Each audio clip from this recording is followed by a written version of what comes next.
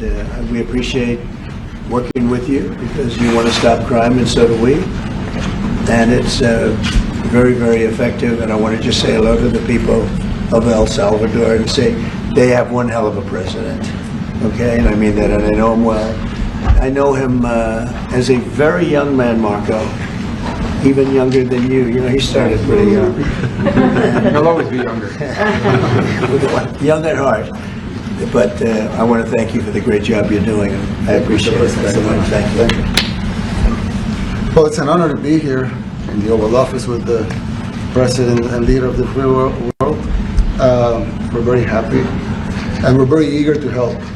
We know that you have a crime problem and a terrorism problem that you need help with. And we're a small country, but if we can help, we will do it. And we actually turned the murder capital of the world, that was the journalists call it, right? Murder capital of the world, into the safest country in the Western Hemisphere. And, you know, sometimes they say that we imprison thousands. I like to say that we actually liberated millions. So, you know, like, it's very good.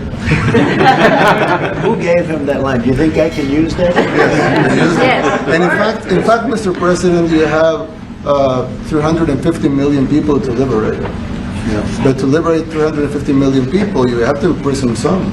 You know, that's the way it works, right? You cannot just, you know, free the criminals and think crime's going to go down magically. You have to imprison them so you can liberate 350 million Americans that are asking for the end of crime and the end of terrorism. And it can be done. I mean, you're doing it already.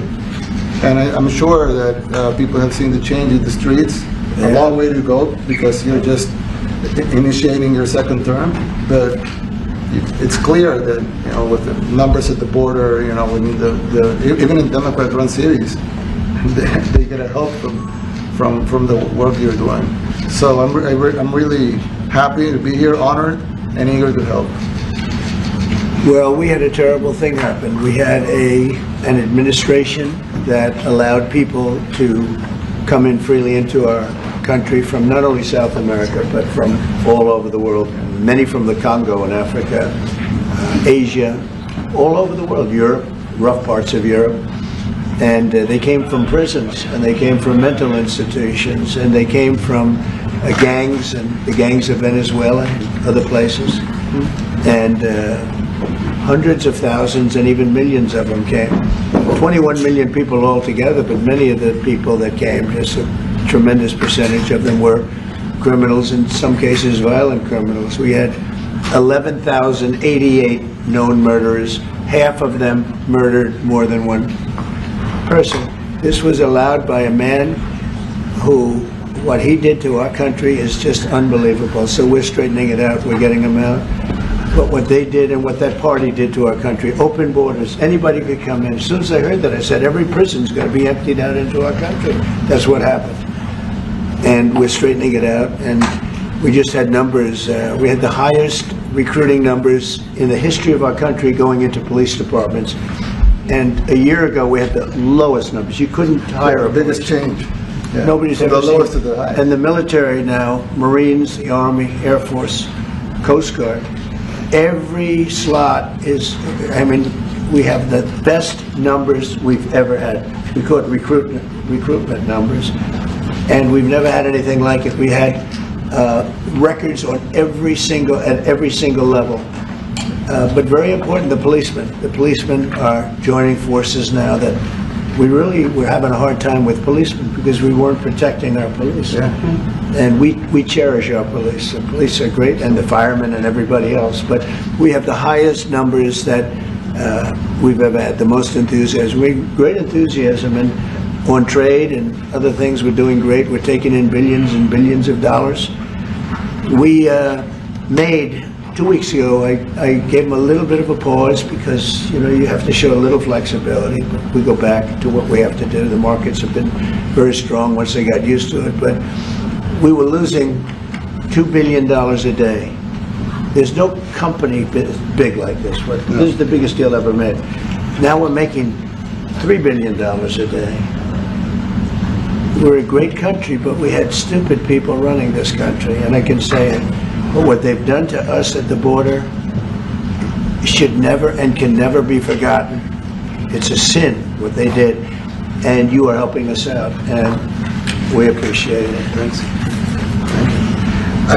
Actually, what you're doing with the border is remarkable. It has dropped, what, 95%? It's incredible. As of this morning, 99%, 99.1% to be exact. Why are those numbers not in the media? Well, they get out with the fake news, you know, like CNN over here doesn't want to put them out because they don't like putting out good numbers. They only like putting out because I think they hate our country, actually. Yeah, that's but it's a shame. You're right. Isn't that a great question? Why doesn't the media? Why don't they put out numbers? Yeah, 99%. I mean, it's crazy, right? We're doing It's great. a crazy turnaround. Christy, could you maybe say a couple of words about the border? How we're doing? You know, it's just been absolutely phenomenal what a great leader can do. Clear direction, our laws matter. We should only have people in our country that love us, and the Border Patrol and our ICE officers and law enforcement officers have done fantastic work. So we're proud of them. Now we just need to get the criminals and murderers and rapists and dangerous gang members and terrorist organizations out of our country. So, Mr. President Bukele, we thank you very much for your partnership. It has been wonderful for us to be able to have somewhere to send the worst of the worst and someone to partner with. And we'd like to continue that partnership because it's been a powerful message of consequences. Mr. President, you wanted people to know that there was consequences if you break our laws and harm our people and endanger families. And this is a clear consequence for the worst of the worst, that we have somewhere to put them. Thank you very much. Yeah, we even had this gang member from Venezuela, one of the ones you sent, and we interviewed him just to get some information, etc. from them. And he said, "Oh, well, I got arrested 6 times, but they released me the 6 times, so I should be released again." And then we said, "Well, what's the last thing you do?" And he said, "Well, I shot a cop in the leg, but I didn't kill him. I just shot him in the leg." And we're like, this guy was arrested 6 times here in the United States, 6 times. He was released 6 times, and in the he was released 5 times, and the last time he was sent to El Salvador, right? So he's not getting released. But the last time he shot a cop, actually, and he shot him in the leg. So these are, like you said, there's something broken. The liberal establishment, but they're not running things anymore in this country, and we're run by, and I don't say conservative, I don't say anything, we're run by people with great common sense. Yeah, common sense. Because it's all common sense. Yeah. It's not liberal conservative, it's common sense. Exactly. And, do you allow men to play in women's sports? Do you allow men to box your women and box? Because I know you have a lot of boxing. That's violence. That's abuse of a violence woman. against women. It's abuse of a woman.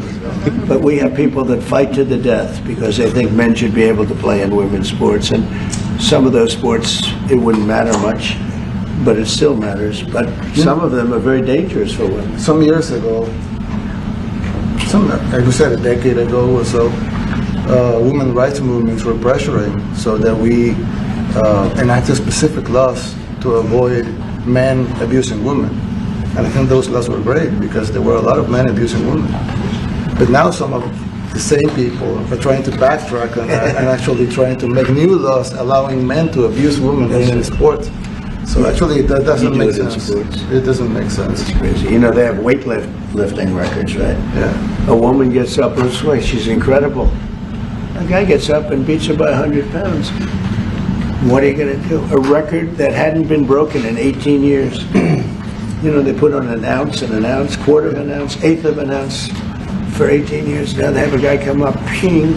The whole thing is crazy. But they continue to fight.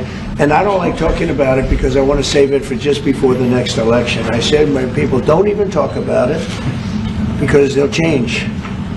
And but I watched this morning, there was a congressman fighting to the death for men to play against women in sports.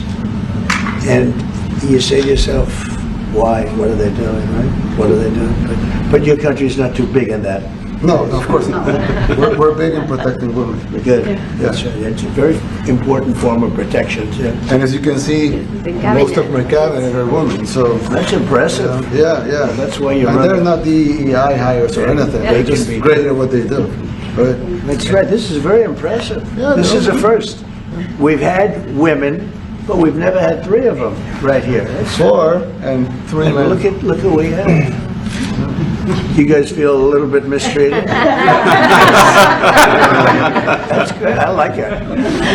Well, we've been advanced. I've been very advanced in that regard too. We have Pam, who's been so Yes, I know. fantastic. Christy.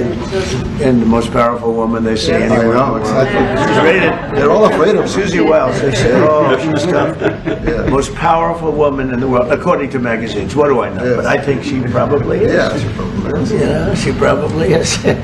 Congratulations. And you know, Stephen has done such a great job. Thank you, sir. We have great people. Very famous too. But we love working with him. He really lets them have it, right? Yeah, exactly. There's no games. No. It's very good. He knows. Do you have any questions, please? President Trump. Go, let's not start Mr. with President. CNN because they're just so Mr. President. wrong. Yeah, please. Yeah, thank you, Mr. President. You repeatedly mentioned last night that Russia's attack on Ukraine was a mistake. What is the exact mistake? And had you given Putin a deadline to actually move toward a ceasefire? The mistake was letting the war happen. If Biden were competent, and if Zelensky were competent, and I don't know that he is. We had a rough session with this guy over here. He just kept asking for more and more. That war should have never been allowed to happen. That war, I went 4 years and Putin wouldn't even bring it up. And as soon as the election was rigged and I wasn't here, that war started. There was no way that war should have been allowed to happen. And Biden should have stopped it. And you take a look at Putin. I'm not saying anybody's an angel. But I will tell you, I went 4 years and it wasn't even a question. He would never, and I told him, don't do it. You're not going to do it. And it was the apple of his eye, but there was no way that he would have done it. All you had to do is lower oil prices. If you lowered oil prices, Biden kept the prices so high because he made it impossible to get it. If you lowered oil prices, you would have never had the war. But you wouldn't have had it with me anyway. That war would have never happened. And I think it's a great abuse. So now what do? You get a country where 25% of its land is gone, and the best locations, where millions of people are killed. You know, you haven't reported accurately the death. And this was Biden's war, and I'm trying to stop it. And I think we're going to do a good job. I hope we're going to do it. They lose 2,500 young people a week, think on average. Now they're Russians and they're Ukrainians, but it's 2,000. We don't care. It's like whatever it is. Intolerable. They're not from your country. They're not from mine. But I want to stop it.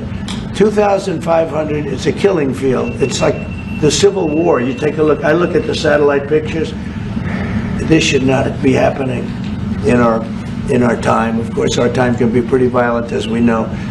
But that's a war that should have never been allowed to start. And Biden could have stopped it, and Zelensky could have stopped it, and Putin should have never started it.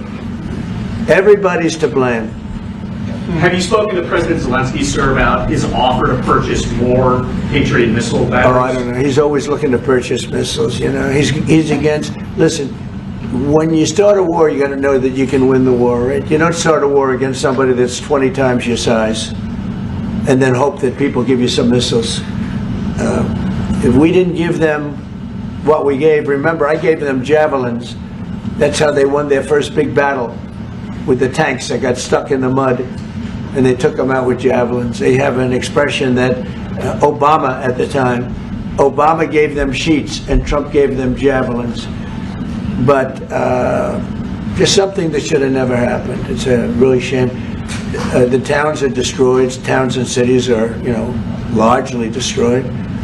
They have the spires, the beautiful spires that go up. They say they were the most beautiful in the world in Ukraine for whatever reason, but the most beautiful in the world, they're mostly laying on their side, shattered and broken. And most importantly, you have millions of people dead. Millions of people dead because of 3 people. I would say 3 people. Let's say Putin, number 1, but let's say Biden, who had no idea what the hell he was doing, number 2, and Zelensky. And all I can do is try and stop it. That's all I want to do. I want to stop the killing. And I think we're doing well in that regard. I think you'll have some very good proposals very soon. Last question, sir. Have you attributed a motive through the FBI investigation behind the attack on Governor Josh Shapiro over the weekend? No, I haven't, but the attacker was not a fan of Trump, I understand, just from what I read and from what I've been told. The attacker basically wasn't a fan of anybody. It's probably just a whack job. And certainly a thing like that cannot be allowed to happen. Your good relation with President Bukele, the best guarantee that this time you won't terminate the temporary I have protected a status? great relationship with this man. National of El Salvador? I have the best relationship with him. We've known each other. I've known him since he was a very young man, as I said, very, very young, and I was impressed. I said, look how this guy is. In fact, you sort of look like a teenager. You look like a teenager. I said, what I kind don't of know a if that's country good is or bad, this? Mr. President. He grew up well in the last 5 years. Do you support the extension for nationals of El Salvador under temporary support protected him. status? Do you plan to ask them? Do you plan to ask them? Let's hear the question from this very low-rated anchor at CB. Thank you, at President. CNN. Do you plan to ask President Low Bukele rating. to help return the man who your administration says was mistakenly Which one is that? deported? The man who was mistakenly deported to El Salvador? Well, let me ask Pam, would you answer that question? Sure, President. First and foremost, he was illegally in our country. He had been illegally in our country. And in 2019, two courts, an immigration court and an appellate immigration court, ruled that he was a member of MS-13 and he was illegally in our country. Right now, it was additional paperwork had needed to be done. That's up to El Salvador if they want to return him. That's not up to us. The Supreme Court ruled, President, that if, as El Salvador wants to return him, this is international matters, foreign affairs, if they wanted to return him, we would facilitate it, meaning provide a plane. So will you return him, President And Bukele? you are doing a great job. Thank you. ¿Usted estaría dispuesto a Wait liberar- a minute, can you just also respond to that question? Because, you know, it's asked by CNN, and they always ask it with a slant, because they're totally slanted, because they don't know what's happening. That's why nobody's watching them. But would you answer that question also, please? Yes, gladly. So, as Pam mentioned, there's an illegal alien from El Salvador. So, with respect to you, he's a citizen of El Salvador. So, it's very arrogant even for American media to suggest that we would even tell El Salvador how to handle their own citizens as a starting point. As two immigration courts found that he was a member of MS-13. When President Trump declared MS-13 to be a foreign terrorist organization, that meant that he was no longer eligible under federal law, which I'm sure you know, you're very familiar with the INA, that he was no longer eligible for any form of immigration relief in the United States.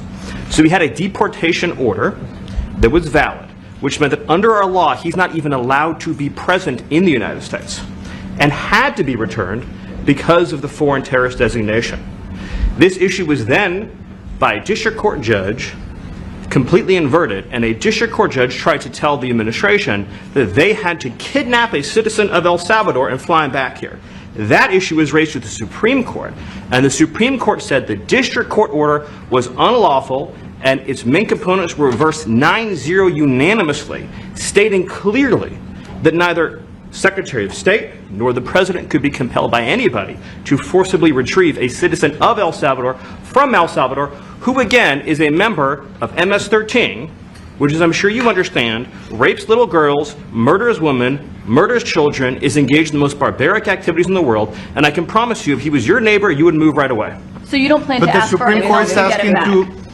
And that- what was the ruling that your in the Supreme Court, Steve? Was it 9-0? Yes, it was a 9-0 In our favor? in our favor against the district court ruling, saying that no district court has the power to compel the foreign policy function of the United States.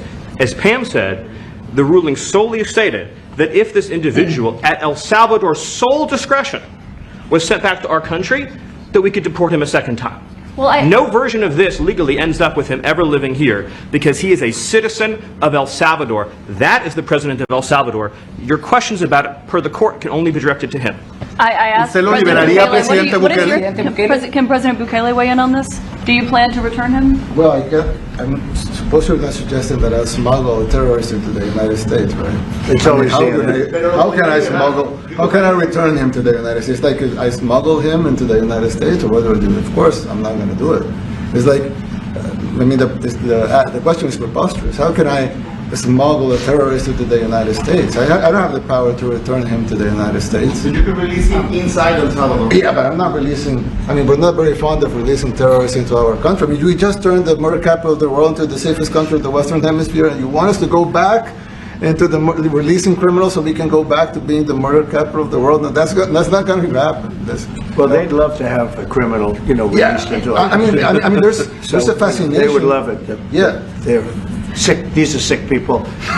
Marco, do you have something to say about Yeah, I mean, Stephen outlined it. I don't understand what the confusion is. This individual is a citizen of El Salvador. He was illegally in the United States and was returned to his country. That's where you deport people, back to their country of origin. Except for Venezuela, that wasn't refusing to take people back, or places like that. I can tell you this, Mr. President, no, the foreign policy of the United States is conducted by the President of the United States, not by a court. And no court in the United States has a right to conduct the foreign policy of the United States. It's that simple.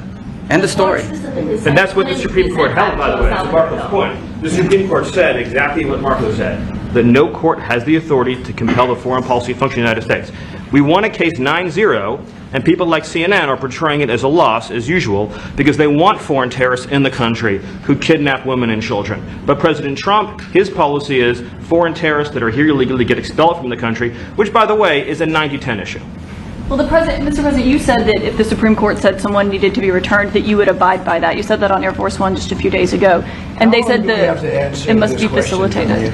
Why don't you just say, isn't it wonderful that we're keeping criminals out of our country? Why can't you just say that? What's illegal? Why do you go over and over? And that's why nobody watches you anymore. You have no credibility. Please, go ahead. President Trump, thank you so much.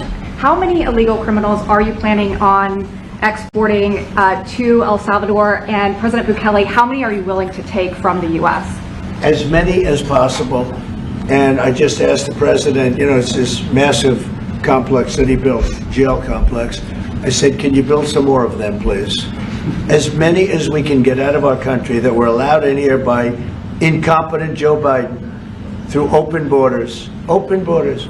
You probably hear open borders and you can't even understand it because nobody can understand. Nobody smart or with common sense can understand it. So we have millions of people that should not be in this country that are dangerous. Not just people, because we have people, but we have millions of people that are murderers, drug dealers.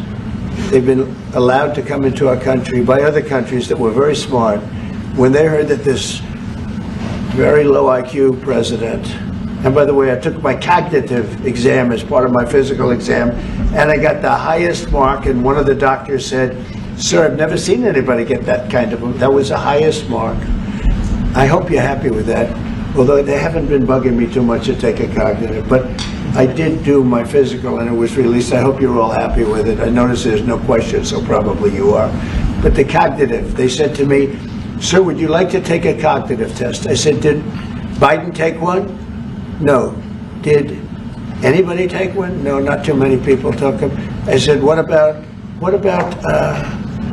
Obama? Did he take one? No, he didn't take one either. I said, let me be the only one to take one. But I've actually taken them 3 times already. I like taking them because they're not too tough for me to take. But we had a great physical exam, so I know you're going to ask that. And the doctors who are total professionals, Walter Reed Medical Center, they're great people. And I visited a soldier that was badly wounded, incredible soldier, lost his leg, and spent a lot of time with him. I mean, great with his mother. And it was really a very great thing. They do a phenomenal job. I just want to say, Walter Reed, I was there for, 5-6 hours. You were there with me. But I took a full physical and it came out perfecto, so that's good. That means you've got me for a little longer. Would the U.S. be willing to pay for those facilities to be opened if new ones were going to be built? I'd do something. We'd help them out. Yeah, we help them. They're great facilities, very strong facilities, and they don't play games. I'd like to go a step further. I mean, I said it to Pam. I don't know what the laws are. We always have to obey the laws, but we also have homegrown criminals that push people into subways that hit elderly ladies on the back of the head with a baseball bat when they're not looking, that are absolute monsters. I'd like to include them in the group of people to get them out of the country, but you'll have to be looking at the laws on that, Steve, okay? And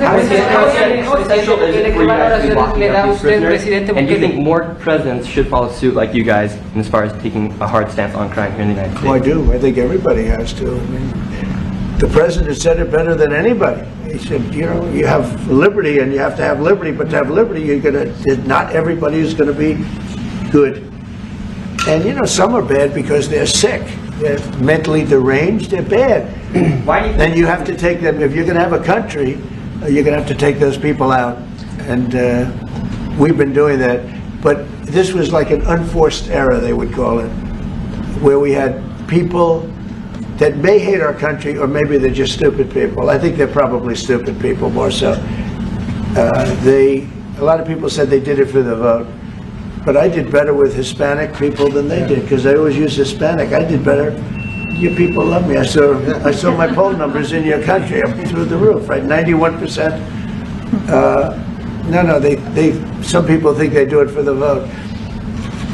But they don't have to do it for the vote. They cheat, you know, they're professional cheaters. That's about the only thing they do well. So we just have had a great relationship, and it's become bigger because of a strange thing that happened. You know, I came back. We had no war in Ukraine. We had no war we had no October 7th Middle East problem. We had nothing. We had no inflation. We didn't have the Afghanistan most embarrassing moment in the history of our country. The Afghanistan, not withdrawing, because I would have been out, you know, I had it all set to bring people out with dignity and pride. That was the worst, most embarrassing moment in the history of our country, Afghanistan. We didn't have any of that. You wouldn't have had the war with Russia, Ukraine. You wouldn't have had the Middle East problem because Iran was broke. They had no money because we had secondary sanctions on and lots of other sanctions. And now every single thing, got a problem with Iran, but I'll solve that problem. That's almost an easy one. We got to solve a war that should have never started, Ukraine and Russia, and we'll get that solved. And we have to solve problems, and we already solved inflation. You know, if you look at the numbers are incredible, actually. Stock market's up, and we're not letting other countries take advantage of this country like they have for the last 40 years. So thank you very much. You have a question, please? Yes, Mr. President, thank you so much. You scored another major investment win this morning when NVIDIA pledged to build its AI supercomputer, the first time ever, right here in the United States. Thank you. That's a question I like. That's true. What is your reaction to this announcement, sir, and how will this positively benefit Americans across the entire country? Well, it's one of the biggest announcements you'll ever hear, because NVIDIA, as you know, controls that almost the entire sector, which is one of the most important sectors in the world, between chips and semiconductors and everything else. And they're the biggest. And the other biggest we already have coming in is spending $300 billion, as you know. They announced 2 weeks ago. But NVIDIA is so highly respected. And this was an announcement that a lot of people, I knew it was going to happen, but not to the extent that it happened. It's big. And the reason they did it is because of the election on November 5th and because of a thing called tariffs. As I say, the most beautiful word in the dictionary. After love, God, relationship. The press actually hit me and said, tariff is the most beautiful word in the dictionary. What about family, love, God? I got hit even on that. You understand? I said, okay. So now I say it's my fifth most favorite word, because they get you on anything.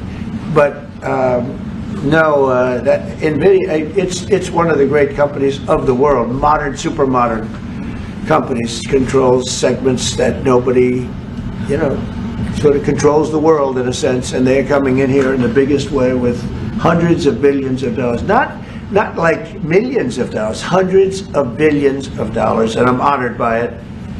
And I want to thank Jensen and all of the people that we deal with. They're great people, they're brilliant people.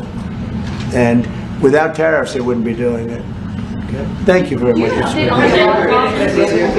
Are please. you considering additional sanctions against Russia after their latest attack? And do you have an update on the rate and when you might announce Well, I semiconductor already tariffs? have sanctions on Russia.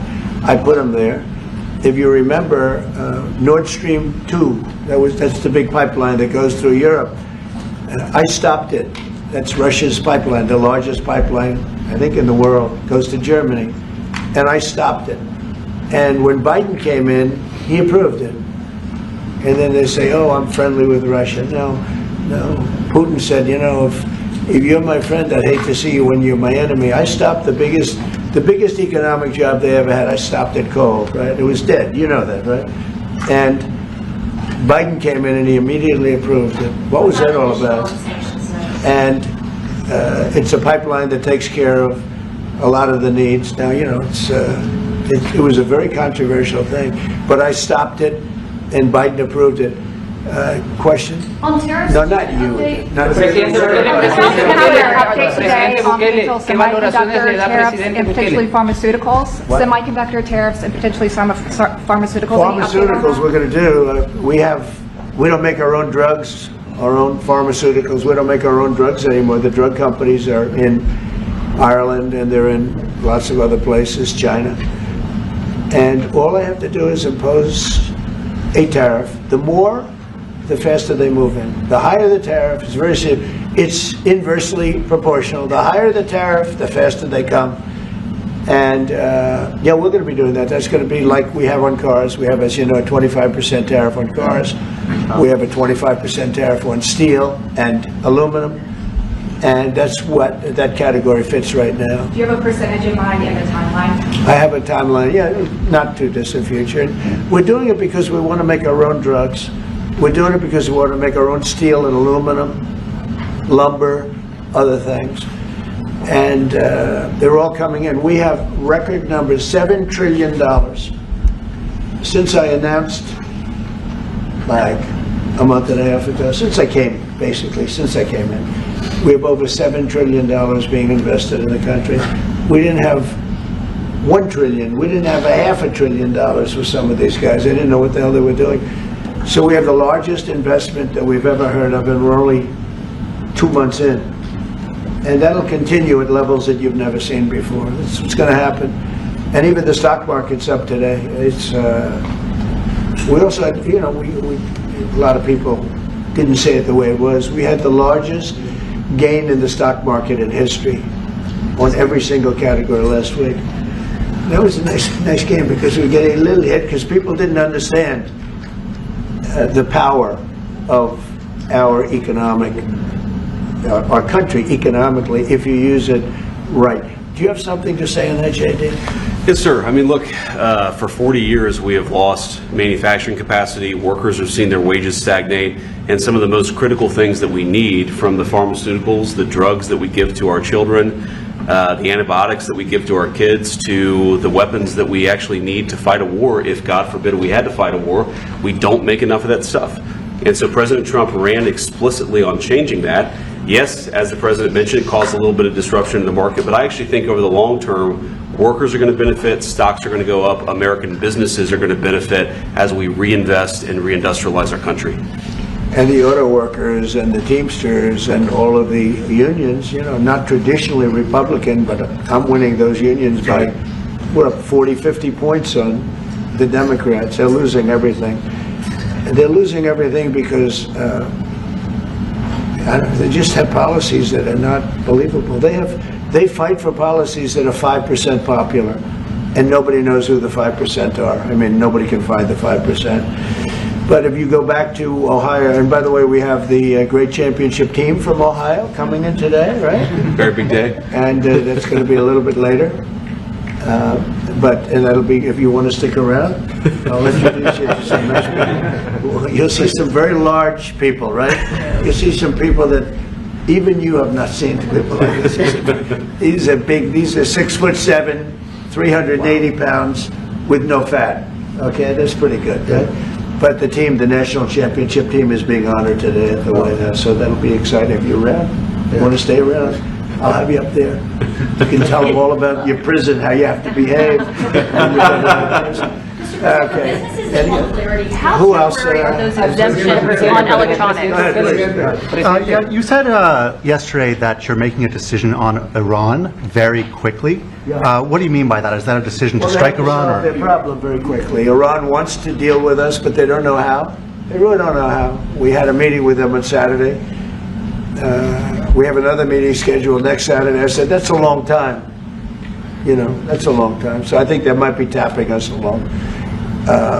But Iran has to get rid of the concept of a nuclear weapon. They cannot have a nuclear weapon. He can't have a nuclear weapon. Nobody can have. We can't have anybody having nuclear weapons, you know? We can't have nuclear weapons. And I think they're tapping us along because we're so used to dealing with stupid people in this country.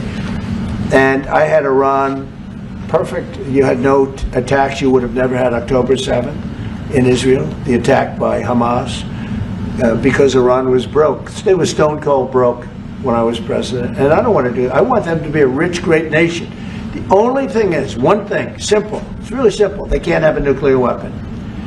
And they got to go fast because they're fairly close to having one. And they're not going to have one. And if we have to do something very harsh, we'll do it. And I'm not doing it for us, I'm doing it for the world. And these are radicalized people, and they cannot have a nuclear weapon. Does that include a potential strike on Iranian nuclear facilities? Of course it does. And just a follow-up question, a clarification.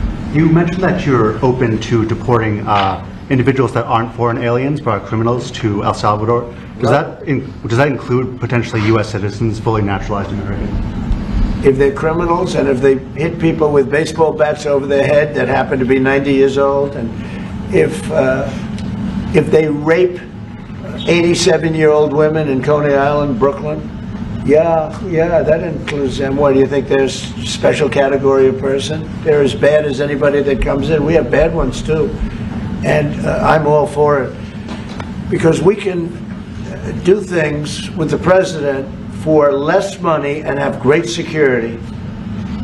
And we have a huge prison population. We have a huge number of prisons, and then we have the private prisons, and some are operated well, I guess, and some aren't.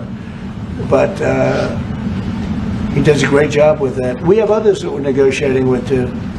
But no, if it's a homegrown criminal, I have no problem. Now, we're studying the laws right now. Pam is studying. If we can do that, that's good. And I'm talking about violent people. I'm talking about really bad people. Really bad people. Every bit as bad as the ones coming in. And I made the statement when I heard about this a long time ago now, 4 years ago. When I heard that this guy was having open borders, I said every single criminal from all over the world is going to be dumped into our country. And that's what happened. The jails of the Congo were emptied out. The jails of Venezuela were emptied out. And you know what happened? Their crime went way down. But now Venezuela has other country problems. You know what the problem is? They have no money. Yeah. Because I shut off their oil and we put secondary tariffs because they're not doing what's right over there. They know what to do. We spoke to them, I spoke to them. They know what to do. But they have no money. Venezuela has no money. But Iran had no money. And Iran behaved so beautifully. And then Biden took all those secondary tariffs on. I told China, you can't buy oil. If you buy oil from Iran, China, I told it to President Xi, then we no longer want you to do business with the United States of America. And those ships disappeared from that harbor so quickly. China. Get along great with China. Are the talks with Iran productive? Do you want to continue that? What? The talks with Iran, do you believe those are productive? Do you want to continue that? I think Iran could be a great country as long as it doesn't have nuclear weapons. If they have nuclear weapons, they'll never get a chance to be a great country. They will never get a chance. It won't even come close. Sir, on tariffs. Yeah. Yeah, thank you. Yesterday you mentioned short-lived product exemptions. Which specific products are you considering, and how long is short-lived? Weeks, months? I'm looking at something to help some of the car companies where they're switching to parts that were made in Canada, Mexico, and other places, and they need a little bit of time because they're going to make them here, but they need a little bit of time. So I'm talking about things like that. What about any Apple products, other cell phones? Look, I'm a very flexible person. I don't change my mind, but I'm flexible. And you have to be. You just can't have a wall and you'll only go, no, sometimes you have to go around it, under it, or above it.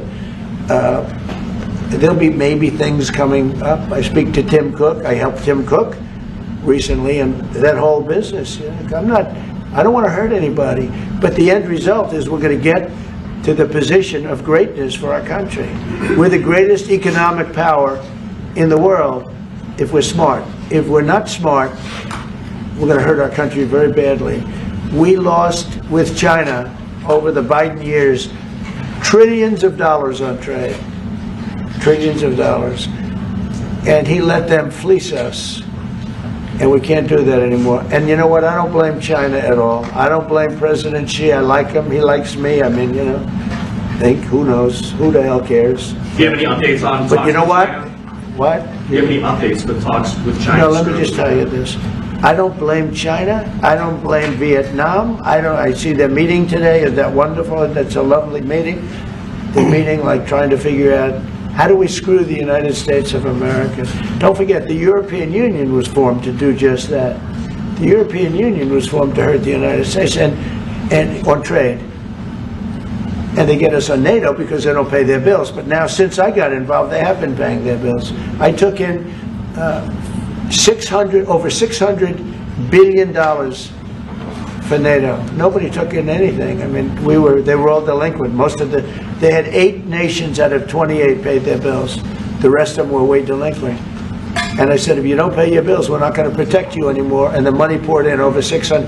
The Secretary General last week made that statement. He said, I've never seen anything like it. We couldn't get anybody to pay because the United States was footing the bill for NATO. Well, we got hurt there, and we got hurt on trade, likewise, European Union. And they've got to come to the table, and they're trying to. They're trying to. But the European Union has taken terrible advantage. They don't take our food products. They don't take our cars. We have millions of their cars, BMW, Volkswagen, Mercedes-Benz, many others. They come in by the millions. They don't take, there are no Chevrolets in Munich, I can tell you that.